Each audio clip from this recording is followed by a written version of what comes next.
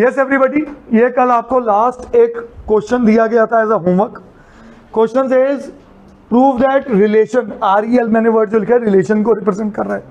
Relation R in the set of integers given by R from A to B, relation from A to B 5 divides a minus B is an equivalence relation.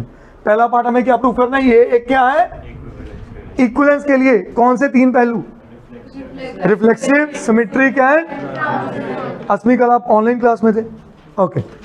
आइएगा सबसे पहले for reflexive. अच्छा मैं आपको एक चीज बताऊं बेटे, जो बीसीएम स्कूल है ना वो कहते हैं इसकी डेफिनेशन भी लिखो। कौन कौन है बीसीएम वाले,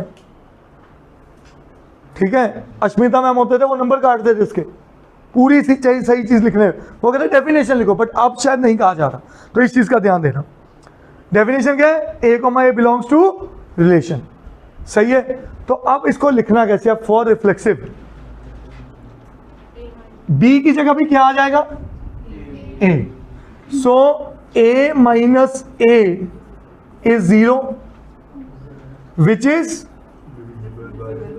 इज डिविजिबल बाय, ठीक है? ये इस रिजल्ट का क्रक्स है। a minus A B should be divisible by 5। मैंने क्या लिख दिया, a माइनस ए, क्योंकि रिफ्लेक्सिव में रिलेशन किसमें होता है, a का a के साथ। a माइनस ए 0 है और 0 हर नंबर से डिविजिबल होता है, यस और no? So which is divisible by 5। So this implies a, बहुत बढ़िया, a comma a belongs to, a comma a belongs to r आते ही मैंने क्या कह दिया, दिस इंप्लाइज r इज, और यहां पे r का मतलब रियल नंबर्स नहीं है, रिलेशन है। ये मेरा पहला पार्ट हो गया, क्या बात समझ आई? Second part for symmetric. Symmetric क्या कहता है Gurman, a comma b belongs to relation, ये गिवन है, and what we need to prove, a comma b belongs to relation implies, हाँ जी जब्बारिक, a comma b belongs to relation, ये उसने गिवन स्टेटमेंट में बोला है। इसका मतलब a minus B is divisible by, क्या ये बात समझ आई?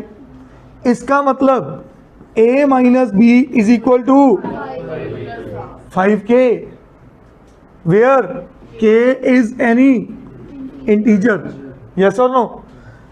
This implies b minus A, b minus A क्यों, सिमेट्रिक का a से b का रिलेशन हमें प्रूव करना होता है, b से a का relation is equal to minus 5k लिख दूं, बोलो? This implies b minus A is equal to where k dash is equal to, बोलो जी, सही है? This implies b minus A is also divisible by 5। This implies b comma a belongs to, तो जो बच्चे का एब्सेंट है उनके लिए सिमेट्रिक क्या कहता है, अगर a कॉमा b रिलेशन में है और मैंने प्रूफ कर दिया b कॉमा a भी रिलेशन में है तो वो सिमेट्रिक है। वो क्या है? सो this implies relation is symmetric. Direct मतलब यार लिख दो तो ज्यादा बेटर है। मैंने कल क्रॉस कर दिया था क्योंकि it is self employed, but लिख दोगे तो कोई फर्क नहीं पड़ेगा। वो again depends upon school and teacher, boards में नहीं करते, ठीक है जी? अब आखिरी बात, फॉर ट्रांजिटिव में कितनी इंफॉर्मेशन दी होती है, 2। और ट्रांजिटिव मैंने कल क्या सिखाया था, हमेशा 90% क्वेश्चन प्लस करके सॉल्व हो जाते हैं, ठीक है जी? पहली इंफॉर्मेशन क्या गिवन है, a comma B belongs to, और दूसरी इंफॉर्मेशन ये दोनों गुरवंश गिवन है, ये दोनों क्या है, गिवन है। इसका मतलब a minus B is equal to some 5k, इसका मतलब b minus C is equal to 5, p ले लो, k नहीं ले सकते दोबारा, k डैश ले लो। क्या यहां तक समझ आया? अब मुझे प्रूफ करना होता है a कॉमा सी भी रिलेशन में है। मुझे क्या प्रूव करना होता है? तो मैं इन दोनों इक्वेशंस को ऐड कर देता हूं। ऐड करते देखो, माइनस बी और प्लस बी, बचा कौन? Is equal to, so A minus C is equal to 5 times, और a minus C is equal to 5 times q, where q is equal to. तो जैसे ये आया मैं क्या एज्यूम कर लूं? a comma C belongs to, मतलब a comma C means a minus C is divisible by 5। तो if it is divisible by 5 that means they are justifying this relation. क्या ये बात समझ आई? So this implies relation is transitive. वो relation क्या आ गया? अब ये बनी इक्वेशन नंबर 3, ये बनी इक्वेशन नंबर, और ये बनी equation number.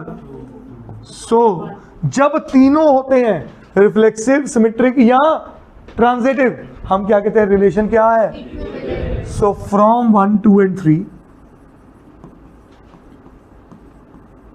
Relation is equivalence. Relation is, मेरा 5 नंबर में से 4 नंबर का काम हो गया इस क्वेश्चन का। जनरली इसकी वेटेज क्या होती है? मेरी बात समझना, इसकी हाफ, इसकी 1 और इस पूरे की 1.5 या 2 या 2।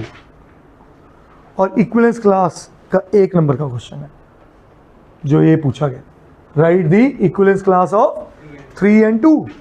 अब मेरी बात समझना, रिलेशन बिल्ड कैसे होता है? a minus B is equal to 3, sorry is equal to क्या है? 5 के। सही है। अब इक्विवेलेंस क्लास ऑफ 3 जो है ना, ये a की वैल्यू है। किसकी वैल्यू है? a की वैल्यू किसकी है? तो मैंने a की जगह 3 पुट किया,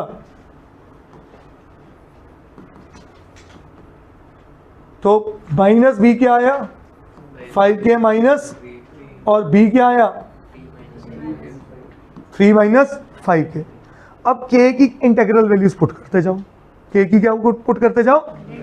मैंने मनी मन k को 0 पुट किया, तो b चेक करो क्या आया। k को 1 पुट किया तो क्या आया? k को 2 पुट किया क्या आया? सही है। k को -1 पुट किया क्या आया? हाँ, k को -2 पुट किया क्या आया? अब इसको अगर एक ऑर्डर में लिख लो तो सबसे कम कौन है? हाँ, फिर कौन है? फिर चेक करो सबके बीच में डिफरेंस क्या है? क्यों 5 है? डिविजिबल बाय 5 था। हमेशा ये क्या फॉर्म करेगा? एक एपी, क्योंकि सेट ऑफ इंटीजर है तो मुझे नेगेटिव साइड भी आंसर लेने हैं। और तो ये मेरे पास, अब ये तो था बैकग्राउंड वर्किंग, आप ये चीज़ें दिमाग में भी कर सकते थे। आप सिंपली क्या लिखोगे?